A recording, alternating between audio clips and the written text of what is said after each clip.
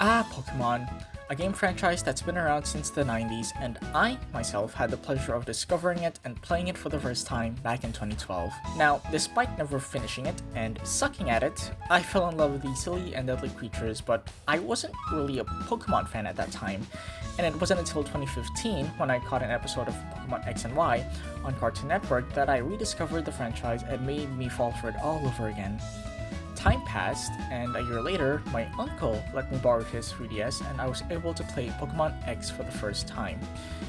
At the time, I had a great time with Pokemon X, and I actually beat the thing because I had finally understood the concept of grinding and strategizing.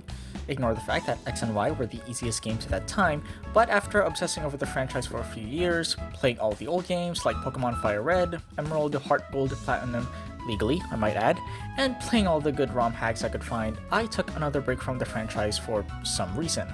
Until in the middle of December of 2024, I decided to buy a Nintendo Switch Lite and had the urge to play Pokemon #8F00FF.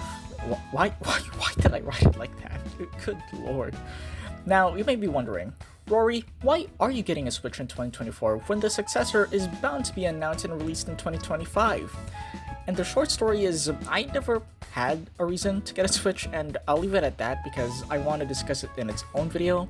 But right now, heading into Pokemon Violet, I was kind of scared since I've heard nothing but its problems all the way back when it was first released on November 18th, 2022, about how the graphics were bad, performance was toilet water, and the game overall was just incredibly mid, to say the least. And hearing about this, I also found out that it was also the top 3 best-selling game in the franchise, which was weird because I've heard nothing but hate from this game.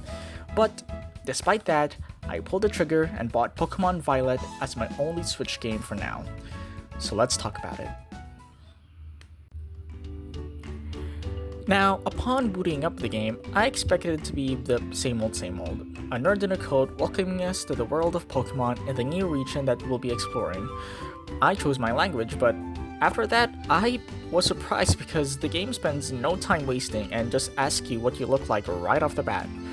I was caught off guard because in previous Pokemon games, it was the professor that would ask you, yo, you a twink or a girl? So naturally, I picked the one that looked close to me and, what is this? Change look? Whoa! Character creation in Pokemon? This was another surprise that slapped my face because up to this point, we really only had 2 choices for character in Pokemon.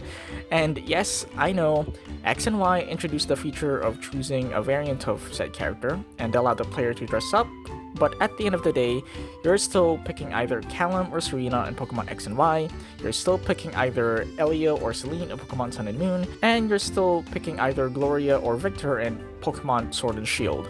But Scarlet and Violet feel different because you're actually creating a character, adjusting their eye shape, eyebrows, you can add freckles to your character now? While I know Scarlet and Violet still has 2 main trainer characters, Florian and Juliana, it still feels really personal since you're playing the character you've created. It makes the journey you're going on a little bit more special for me.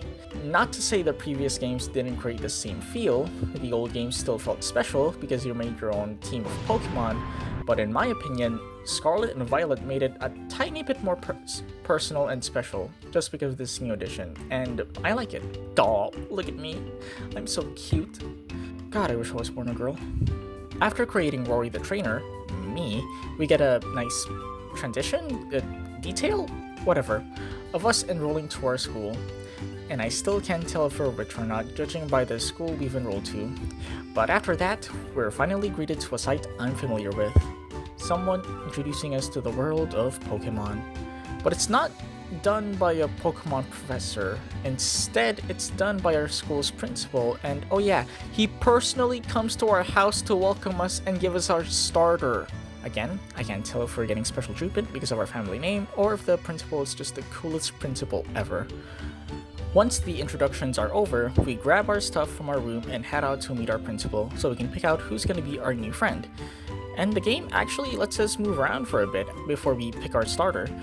in a tiny environment that is, where we can find and grab some stuff on the ground and let us interact with the new starters. I, of course, picked Wheat Cat because he looks goofy and funny and cute and just look at him. And once we pick our starter, the game begins.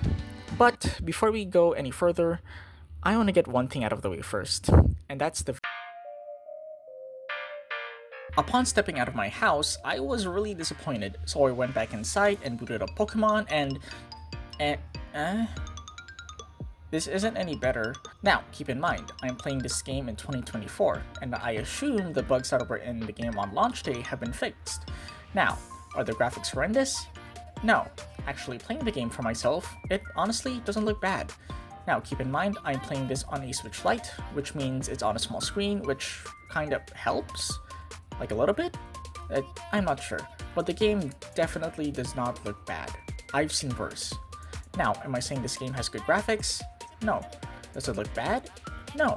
It just looks fine.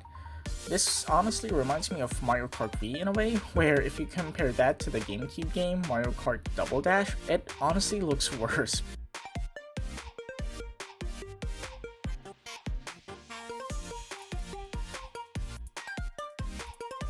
But at the end of the day, it still looks fine. The game is still really fun, and that's the same reaction I had with Pokemon Violet. Heck, in my opinion, the game looks nice. That's right, I'm wrong. But the graphics weren't the only thing that made the game have a bad reputation online for me.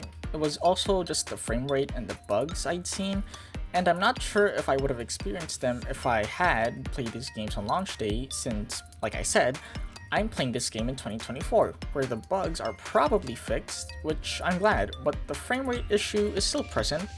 Now, I don't really have a problem if a game runs at 30 FPS on 720p, as long as the game is playable.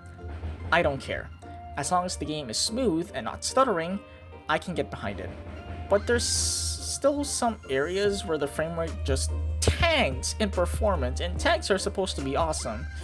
The frame rate drops especially in the water gym.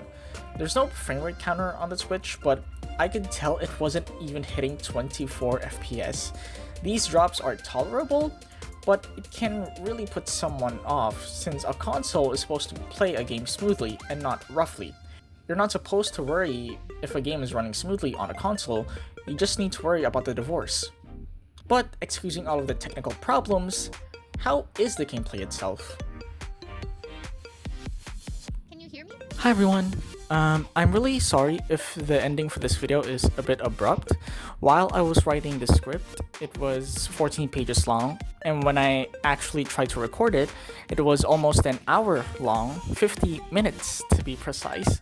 So, I really wanted to put out another video after my last one, and I didn't really want to commit editing an hour-long video, mainly because I have other stuff going in the background, and again, I just really wanted to put out another video after my last one.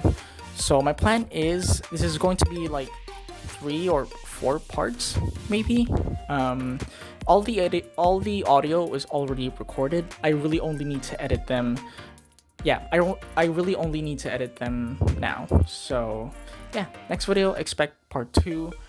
But for part 3 and 4, I'm not gonna be releasing them after part 2, mainly because I am planning a different video for like after I upload this Pokemon video, and I really want to talk about it.